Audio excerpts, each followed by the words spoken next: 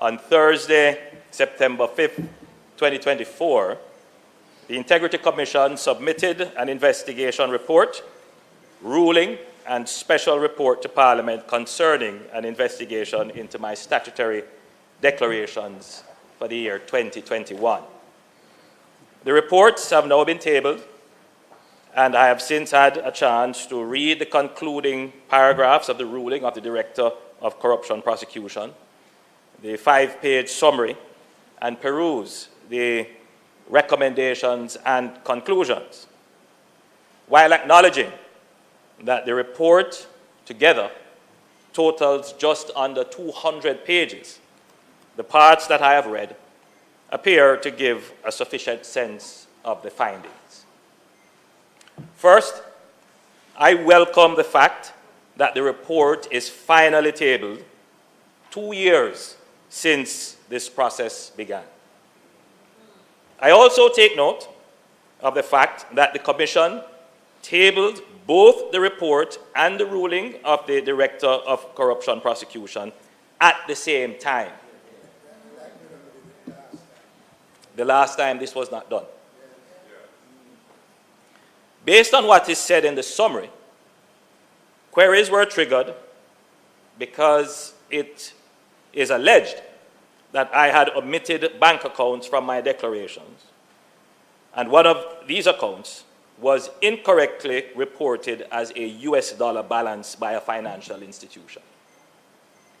These matters were cleared as the accounts in question, by my recollection, were dormant, previously reported, and the balance in them were around Jamaican $3,000 and 200 euros. Subsequently, my declarations were once again referred for further scrutiny for accuracy and completeness. Other accounts were identified and alleged to be belonging to me, but undeclared. Some of these accounts were opened by my parents as far back as 1975, and my name later added, probably while I was still a child. Many Jamaicans add their children to their accounts for survivorship reasons and in the event of emergencies. I have never claimed these as my assets, and I am satisfied that the Director of Corruption Prosecution ruled that there was insufficient evidence to support claims that I intentionally omitted bank accounts from my declarations, and that there is greater evidence to support my explanation as opposed to evidence to the contrary. I also note that no other matter in the report was referred to the authorized authority, that is, the Director of Corruption Prosecution. The summary of the report outlined that my personal financial affairs from 2018 to 2023 was examined, including associate private third-party businesses and transactions. Over 3,600 transactions were examined, 28 bank accounts, over 80 witness statements collected. This effort to pursue me and my affairs led to the hiring of an international forensic accounting examiner for 6 months.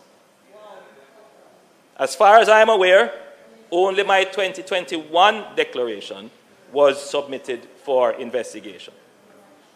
After this most thorough interrogation of my personal affairs, which is not in any way connected to public funds or a benefit resulting from my office, they were unable to conclude regarding illicit enrichment. Nonetheless, they concluded that in one of the 5 years they examined, 2022, there was unexplained growth in my net worth of 1.9 million Jamaican dollars, or less than 1% of my total net assets. I reject this finding based on materiality and significance, and while I have not had a chance to fully review the specifics of their calculations, just a cursory review of their formula I have seen an error in figures they have used in their calculations. And therefore, I challenge this finding on incorrect use of data. I reject the finding that I acquired an asset for which the source of funds is not adequately explained. The Commission, in its own report, pointed out that this whole episode started with an incorrect statement from a bank. It started with an incorrect statement from a bank. A bank gave a balance verification that I had funds in US dollars, which was incorrect. So too was the asset in question, the subject of errors by the financial institution that managed the asset. While I authorized the transaction, from the outset of the acquisition of the asset in 2019, I was unaware that the financial institution had assigned an amount in error to my account from an associated company. A year later, the investment instrument, a bond, was called by the issuer, and the financial institution made another error and pooled my funds with the associated company. As soon as I discovered this pooling, which is acknowledged in the report, I alerted the institution and instructed that the accounts be correctly separated. However, the initial incorrect assignment was not corrected at that time. I only became aware of the discrepancy when the institution alerted me in June of this year, and once it was brought to my attention, the funds incorrectly assigned to my account in 2019 was rectified. I also reject claims in the report that I have hindered the examination of my declarations by not supplying information requested. Let it be known that I have complied with any obligation placed on me within the law. As far as I am aware, the company with which I am directly associated is compliant and up to date with its filings. Mr. Speaker, I have been involved in political life for more than 30 years. Yes, more than 30 years.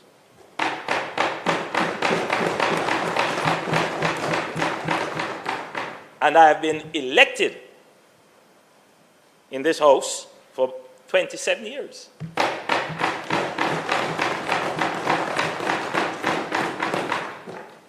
It always gives me a sense of great pride, but also a sense of humility to consider that, I grew up in a two-bedroom board house at 56 Cumberland Road, just up from the Grassyard Market in Spanish Town.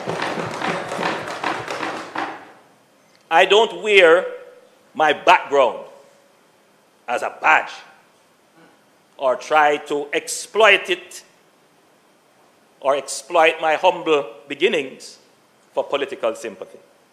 I don't do it. I don't do it because I believe in working for what you have, regardless of where you come from. And Mr. Speaker, I have worked hard. People just see the achievements. Yeah. They don't know the hours, the nights, the hard work. They don't know.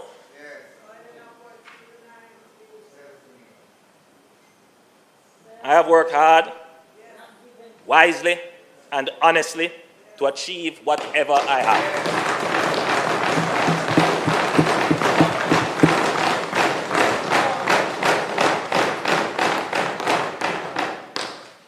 I never had a gold spoon,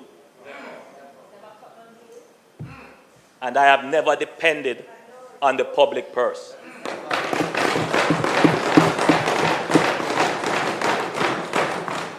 Indeed, I gave up my salary. I gave up the salary increase due to prime ministers, in solidarity with all the people who are challenged to make ends meet with their own incomes. I didn't take it and pretend to give it to entities that are in my interest anyway. No. On principle, I didn't take it. I have the privilege, I consider it a privilege, Mr. Speaker, and awesome responsibility of leading this country, and I take it seriously. Regardless of the attempts to distract me and unnecessarily consume my time, I have never lost focus on ensuring a stable, resilient, and growing economy, reducing unemployment, improving our security as a nation, building out our infrastructure, and providing support for the most vulnerable in our society. Furthermore, I've always sought to discharge my duties with respect and dignity. Yes, that's true. Even for those who try to bring me down and do personal harm to my reputation. Oh, yes. The weaponization of accusations of corruption is nothing new in politics. However, even the most skeptical onlooker must conclude that the handling of this matter, the time it has taken, the public resources used to pursue it, raise cause for concern on many levels.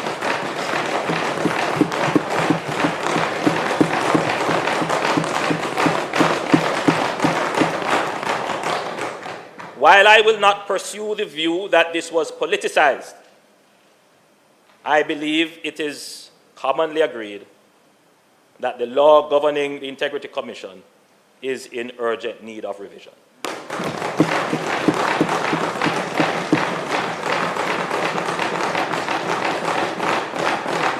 The current context of its operations does weaken its credibility, and we must do everything to ensure that the appropriate laws are in place to prevent the politicization of the Commission and to support the Commission in its work.